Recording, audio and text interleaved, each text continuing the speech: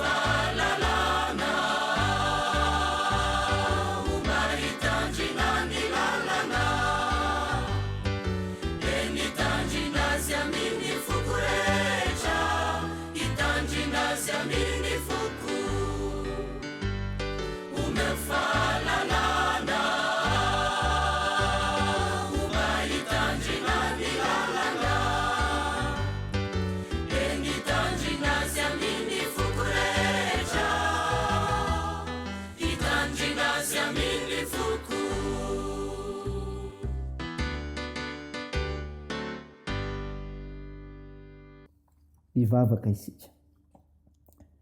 Ry Andriamanitra be fitiavanao, Andriamanitra be fahasoavana, misaotra anao izay mitahiry anay fa no ny famindram-ponao no izany fitiavanao izany natozao anay. Ko mankalaza anao izay tompo, mame voninahitra ny anaranao izany fa mendrika anao fa Andriamanitra tsara ianao, Andriamanitra fitiavana ianao. Mamelà ny fahatsoana ataonay tompo tao anatrehanao, honoho ny elokay, afao zahay. Mangataka fananao masina izay asa mahery aty anatinay, andraisana mifinainy indray. Azonay matoky ny teninao fa mampianatra anay izany. Aminaranao le Jesosy Kristy novanay izany mivavaka izany. Amen. Ny finainao antsika amin'ity nitera avy na malala to hitanao amin'ny epistily 7 ny soratan'i Jaona, ny 1:1 ka hatramin'ny 9. Mivaky toy izao aminaran'i Jesosy. Izao lo olona mamanga ny Gaio, lay malala izay tiako amin'ny fahamarinana. Ry malala, mangataka mba ambinina sy ho salama amin'ny zavatra rehetra ne ianao, tahaka izay anambinana ny fanahinao ihany. Fa faly indrindra aho, fony nisy rahalahy tonga karanambara ny fahamarinanao dia toy ny andehananao araka ny fahamarinana.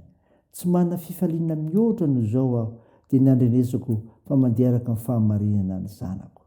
Ry malala, manao asa mahatoky ianao na amin'inona ataonao amin'ireo rahalahy ireo na dia ny vahiny azy izy.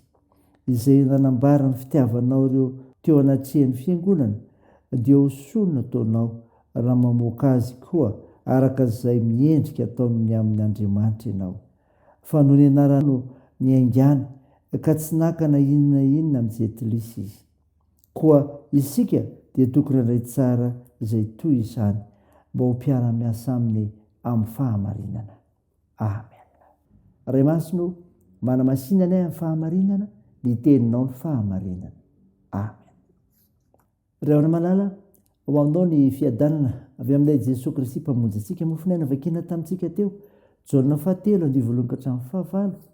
Tsy atao amin'ny teny sy heverina ao an-tsaina fotsiny ihany ny fiainana ny finoana, fa aseho ho hita maso. Anisan'izany ny fitiavanamana sy ny fitandroana ny voninahitr'Andriamanitra.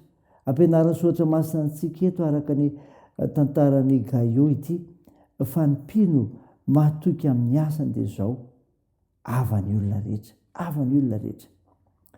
Velona ho an'ny hafa ny mpino, tahaka an' Jesosy nafon'ny zavatra rehetra ho antsika. Fomba iray entina nehoany zany ny fanampiana na fanohanana azy ireny amin'izay ilainy. Tsy ny olona akaiky sy manodidina ny tena ihany no anatanterahana izany, fa ireo vahiny tsy avy amin'ny lavitra koa aza. Izany nataony Gaio, nandray tsara ireo misionera vahiny, tsy tamin'ny fivanian'ireo iraky ny fiangonana ihany no nandraisana azy tsara, fa rehefa anainga koa izy ireo dia niovatsiana tsara, mamoaka azy koa araka izay mendrika atao. Ho ny 15. Zao koa ry havana, mahatoky amin'ny asa ny mpino, manao izany voninahitran'Andriamanitra. Ho ny filazany Jaona azy, noho ny anarana noho ny aingana. Koa isika dia tokony handray tsara izay toy izany. Ho ny 15:1-15. Samy nanao ny asan'Andriamanitra nareo iraky ny fiangonana na Gaio izay nandray azy tsara. Asa tsy natao noho ny fitiavan-tena na tombotsoa manokana, fa noho ny amin'ny tompo. Izany tokoa ry havana ny toepanahin'ny mpiasa mahatoky, araka ny avatry ny apôstôly Paoly hoe: ary na inona ataonareo dia ataovy amin'ny fo tahaka ny an'ny tompo, fa tsy ho an'ny olona. Amen. N'Andriamanitra ny voninahitra. Andeha hivavaka isika. Andriamanitra, misaotra anao no mofinaina nomenao anay izay mampahafantatra fa ny mpino mahatoky amin'ny asany dia avan'ny olona rehetra, ary manao izany ho voninahitr'Andriamanitra. Tompo, mivavaka aminao izay ho an'ny ankonana kristianina tsiraray hatsiaro fa Andriamanitra tompony fiainana no mandamina ny zavatra rehetra ianao, ary dia anaiky izany fitondranao izany rehetra. Tompo, sitrandro marary ka omenao fanantenana amin'ny fanasitranana. Mpanasirana indrindra mantsy ianao ary mino izany izahay, koa dia toa tompony asa fitsaboana. Tompo, ampahirezy ireo azony manjo, vonjeo ireo marezokiolona ary ireo sahirana, tao io ny fihazakazanay amin'ny tian'ity indray. Tatoerao tompo izay heverinao famasoanay satria ampinizara anay fahasoavanao. Avoto ny firenenay. Ny vavakay dia atao ny anaran'i Jesosy Kristy ilay mpamonjy, ilay mpanasitrana izay efa nampiongona anay amin'ny vavaka manao hoe: raha anay ho izay any an-danitra, ao masinina anie ny anaranao, ho tonga anie ny fanjakanao, atao anie ny sitraponao ety an-tany ho tahaky ny an-danitra. Omeo ny anio izay anona sahaza ao anay, ary mamela ny erikay tahaky ny namela anay izay miheroka taminay, ary aza mitona anay amin'ny fakapanahy, fa manafanay amin'ny ratsy. Fanao ny fanjakana sy ny hery ary ny voninahitra mandrakizay. Amen.